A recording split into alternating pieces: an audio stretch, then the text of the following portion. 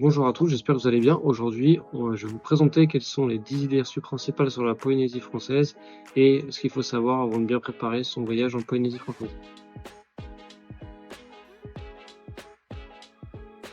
Et pour retrouver toutes nos informations sur la Polynésie, vous pouvez du coup aller sur notre blog de voyage mylittlepolynesia.com, notre chaîne YouTube évidemment, nos réseaux sociaux type Instagram et groupe Facebook Les Voyageurs de Polynésie. On va commencer par la première idée reçue qui est la Polynésie c'est trop cher. Bon, effectivement, c'est sûr, si on compare Vietnam, Thaïlande ou l'Asie de manière générale, c'est une destination qui va être assez chère. Après, il y a des solutions pour diminuer les coûts. Déjà, les principales postes de dépenses que l'on connaît évidemment, c'est le vol international, donc c'est un certain budget. Et si vous partez plutôt hors saison, vous pouvez trouver des vols à 1000, 1200 euros. Vous avez trois compagnies, French Bee, Air Tahiti Nui et Air France. Et vous pouvez réserver en last minute, c'est possible de trouver des billets à 1200 euros l'aller-retour. Après, sur de la haute saison, c'est sûr que là, ça va être beaucoup plus cher, ça va être 2000 voire 2500 euros si vous réservez quelques mois à l'avance pour la haute saison. Donc là, c'est sûr que dans ce cas-là, c'est très cher. Ensuite, concernant les logements, la Polynésie, ça a la réputation d'être cher pour ses bungalows sur pilotis, mais après, vous avez toute offre d'hébergement. Vous allez avoir de la pension de famille, vous allez avoir des auberges de jeunesse, vous allez avoir de la petite hôtellerie, aussi du camping. Donc en fait, vous en avez vraiment pour tous les prix. Et comme je vous le disais tout à l'heure, c'est sûr que la période juillet ou de septembre, c'est la période la plus demandée, donc les prix vont être relativement élevés. Mais si on compare par rapport à la France, les prix vont être sensiblement les mêmes en Polynésie française, avec des petites variances. À noter par exemple la nourriture est un petit peu plus chère en Polynésie française, sauf si vous prenez des produits plutôt locaux, fruits locaux, poissons type thon rouge local, bah, finalement c'est pas très cher. Même la viande rouge n'est pas très chère, elle est importée de Nouvelle-Zélande, elle est moins chère qu'en France. Après, par contre, si vous voulez de la diversité ou si vous voulez des produits plutôt laitiers, par exemple, ça va être plus cher, ou des choses importées, ça va forcément être plus cher. Concernant donc ensuite les activités, bah, le référentiel c'est à peu près une centaine d'euros la journée pour une activité excursion avec du coup le repas du midi inclus. Et après concernant les vols locaux, vous comptez une centaine d'euros pour des vols d'une heure. Après si vous allez plus loin, type les Marquises, là du coup ça va être des billets à 400 ou 500 euros aller-retour parce qu'il y a environ 4 heures de vol.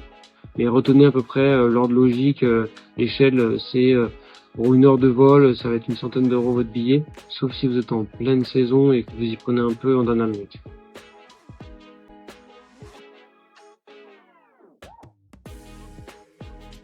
Ensuite, la deuxième idée reçue, c'est trop loin. Bon, là, c'est sûr que c'est compliqué de dire le contraire. Vous avez donc deux vols. Vous faites en général c'est Paris-Los Angeles, 11 heures, et ensuite vous avez 2 heures et demie de transit. Vous restez dans le même avion, il faut juste sortir, tamponner à la douane américaine, et après vous remontez dans l'avion. Donc vous avez en général la même place dans l'avion. Et après vous repartez du coup le Los Angeles Papeete à Tahiti, et là c'est 8 heures de vol. Donc 8 heures plus les 11 heures, on est à 19 plus le changement, donc ça fait 22 heures tout compris. Donc effectivement c'est loin et c'est long, ça freine pas mal de monde.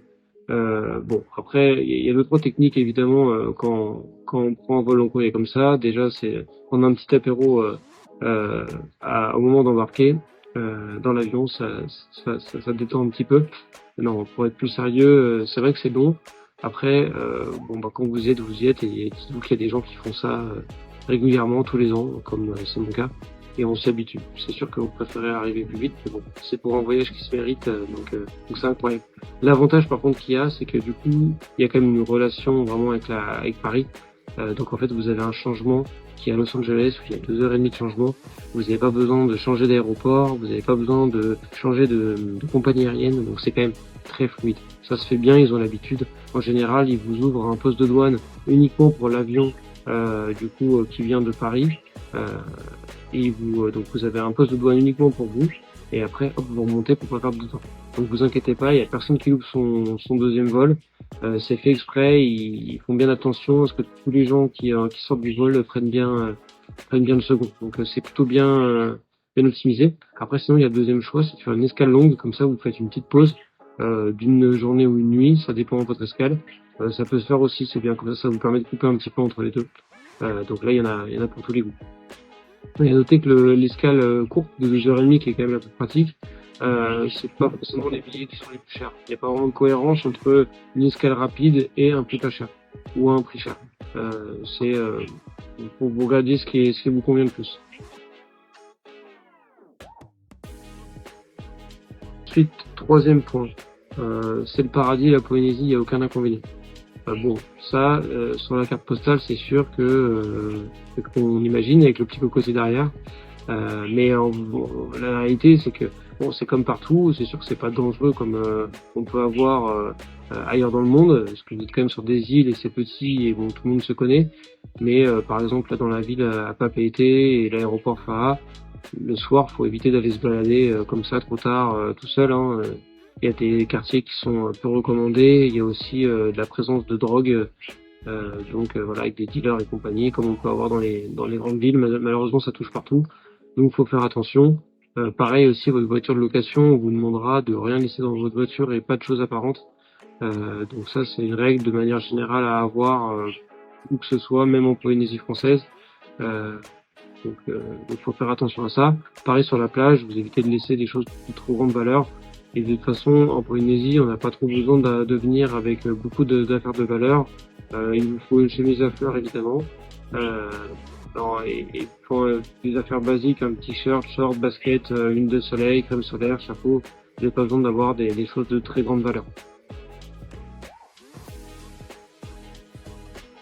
Point 4, que les îles se ressemblent toutes. Alors ça c'est faux, les îles vont se ressembler par archipel, c'est vrai, suivant l'archipel de la société, donc que les gens vivent en priorité, c'est-à-dire Tahiti, Moorea, et ensuite les îles sous le vent du même archipel qui sont Bora, Raiatea, Wainé, Mopiti, Taha. Toutes ces îles-là vont plus se ressembler, vont être aussi assez similaires, c'est des îles hautes, donc c'est-à-dire qu'il y a la montagne et il y a le lagon. Donc ces îles-là vont avoir tendance à se ressembler dans l'esprit, le climat va être le même, et ça va être très vallonné. Après, bon, elles ont toutes des spécificités en termes de grandeur, de taille, de hauteur, de style, mais après la végétation va être sensiblement la même, et c'est toutes des îles hautes. Après dans les Tuamotu, donc ça c'est des îles, ce qu'on appelle des atolls, donc des îles basses, donc en fait c'est plat. Donc ça fait juste un bandeau en fait tout autour, comme un cercle avec un bandeau. Si vous regardez sur Google Maps, vous verrez un peu comment ça ressemble. C'est assez bluffant avec un lagon intérieur en général. Donc ça fait comme un cercle. Et du coup ces îles-là donc elles vont se ressembler entre elles, effectivement.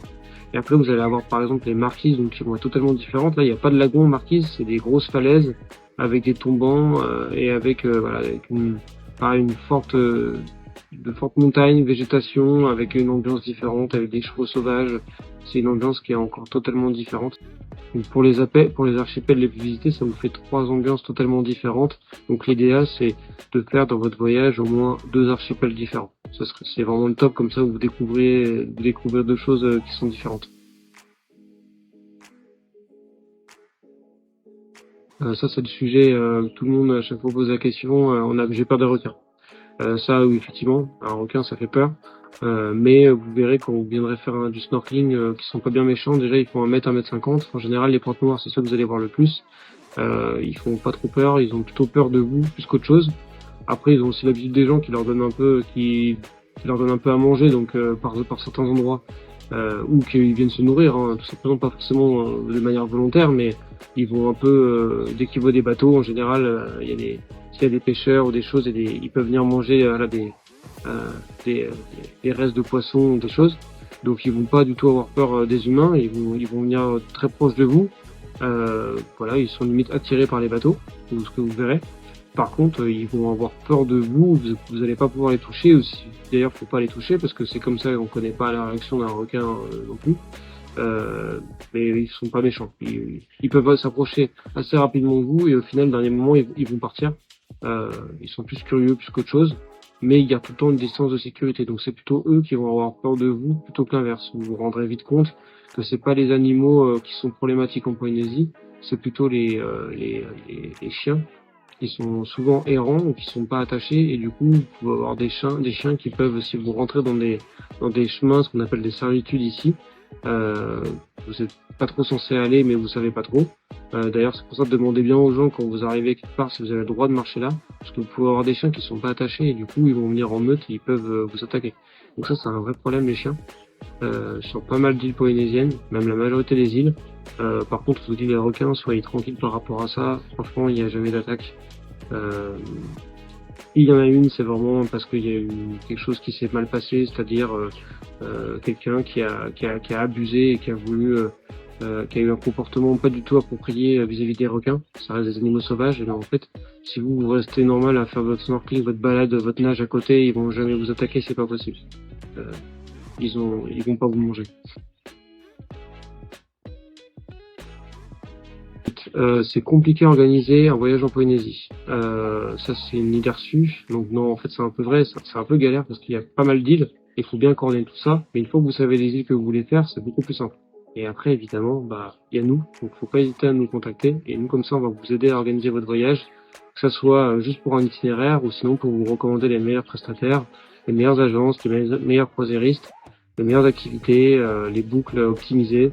Ou si vous êtes un grand groupe et que vous avez juste besoin de quelqu'un qui vous tranquillise un petit peu et qui vous aide à organiser au mieux et à vous donner les bons tuyaux des résidents locaux, faut pas hésiter à nous solliciter.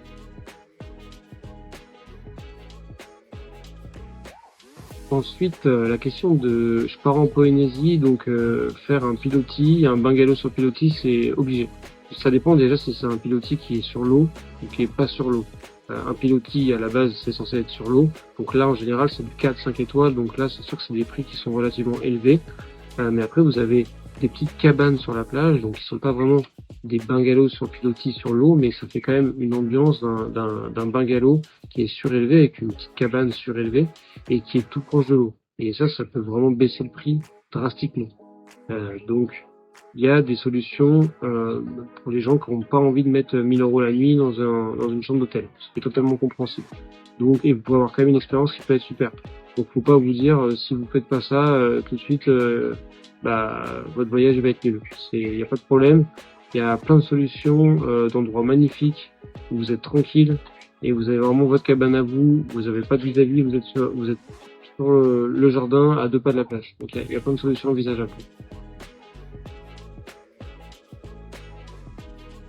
Alors une autre idée, c'est qu'il fait toujours beau pendant la saison sèche. Donc la saison sèche, c'est surtout juillet ou septembre, et on recommande en général en Polynésie de venir entre mai et fin octobre, début novembre. C'est la saison la plus agréable, la plus sèche, il fait un peu moins chaud et surtout il fait beaucoup moins humide. À savoir qu'il peut quand même pleuvoir à cette saison-là, c'est totalement possible, parce que c'est toujours bien vert comme la Polynésie, donc si il y a beaucoup de verdure, c'est qu'il y a une raison, c'est qu'il pleut quand même. Et après, à l'inverse, en saison humide, donc c'est-à-dire de novembre à avril inclus, vous pouvez quand même avoir, il faut éviter le décembre, janvier, février, qui est vraiment la période de forte pluie, mais sinon, vous pouvez avoir aussi des très belles semaines où vous allez avoir un temps magnifique. C'est sûr, il fera un peu plus chaud, donc c'est pour ça, il faut pas forcément être trop, précis sur la période. Si vous avez un peu de flexibilité, c'est très bien aussi. Et donc, vous pensez que c'est pas garanti à 100% qu'il fasse tout le temps un temps magnifique sur la saison sèche. Ensuite, les frais de carte bleue. Alors, à savoir avec la France, ça reste Visa et en fait, il y a une alliance en fait qui va vous permettre de retirer sans frais dans les distributeurs automatiques polynésiens. Donc, avec votre carte bleue française, peu importe la banque, vous n'allez pas avoir de frais quand vous allez retirer de l'argent. Et ça va être un taux fixe. Le taux euro Fonds Pacifique, c'est toujours le même, c'est 119, quelque chose. C'est toujours le même, il est calqué sur l'euro, donc ça ne change jamais. Donc ça, vous n'avez pas de problème. Donc à chaque fois, la question revient de est-ce que je vais avoir des frais. Même votre banque française, souvent, elle va même pas savoir, elle va vous dire par défaut qu'il y a des frais alors qu'il n'y a pas de frais. Et moi, je vous recommande pas de retirer de l'argent en France et changer sur place. Vous allez payer des frais de change entre l'euro et le franc Pacifique. Par contre, quand vous arrivez à Tahiti, ce que vous pouvez faire, c'est que vous pouvez retirer avec votre carte bleue française dans un distributeur polynésien. Et là, du coup, vous retirez directement des francs Pacifiques. Comme ça, vous avez un petit matelas, vous prenez 200-300 €. Ça sera largement suffisant. En général, en Polynésie, vous payez tout en carte, sauf pour les petites dépenses ou sur le bord de la route si vous voulez prendre des fruits et des légumes à des locaux qui vendent ça. Là, c'est sûr que c'est en espèces, mais sinon, les bars, les restos, les excursions, les hôtels, tout, ils prennent la carte. Donc, il n'y a pas de problème par rapport à ça. Voilà, je prenais pas trop d'argent en euros à changer, ça sert à rien et il y aura pas de frais. Et sinon, concernant la carte SIM, vous prenez une carte SIM locale valable 30 jours ou voilà, vous regardez sur notre blog de voyage mylittlepolynesia.com, on a tout un article sur les cartes mémoire. De toute façon, ici, vous avez Vini Vodafone et le mieux c'est de prendre Vini parce que c'est celui qui marche le mieux, c'est l'opérateur historique. Sinon, il faut regarder avec vos forfaits téléphoniques si vous pouvez rajouter des options, mais pour l'avoir déjà expérimenté, ça marche pas super bien. Le relais l'itinérance que vous allez avoir, elle est pas optimale, donc vous allez quand même moins bien capter que si vous prenez un forfait local, il va vous coûter 20 ou 30 euros. Donc c'est pas très significatif et surtout que comme ça vous pourrez avoir un numéro local et avec internet. Le dernier point, c'est il n'y a pas de visa pour la Polynésie. Oui, effectivement, parce que ça reste la France, donc vous pouvez venir comme ça, vous n'avez aucune démarche à faire, que ce soit pour habiter ou pour voyager. Par contre, il y a le visa à faire aux États-Unis, parce que vous passez, même si c'est 2h30 sur le territoire pour changer votre d'avion, vous êtes obligé de prendre l'ESTA. Donc ça, faut le faire en amont de votre voyage. C'est rapide, hein, ça se fait en 24 heures, mais faites-le un peu avant de prendre votre vol pour pas prendre de risques. Et là, vu que vous passez quand même sur le territoire américain, vous êtes obligé d'avoir l'ESTA, qui maintenant est à 40 euros, quelque chose comme ça. Donc ça, c'est un passage obligé. Mais par contre, pour la Polynésie, vous restez en France, donc vous n'avez pas de tampon, rien. Faut juste votre passeport, obligatoire de vous passer aux États-Unis. Mais la Polynésie, c'est un territoire français, donc il n'y a pas de problème à ce niveau-là. Merci à tous de m'avoir écouté. Si jamais vous avez des questions, vous pouvez les poser en commentaire ou nous contacter directement à mylittlepolynesia@gmail.com. Visitez évidemment nos réseaux, notre site internet. Et si vous avez des questions sur le voyage en Polynésie, n'hésitez pas. À bientôt.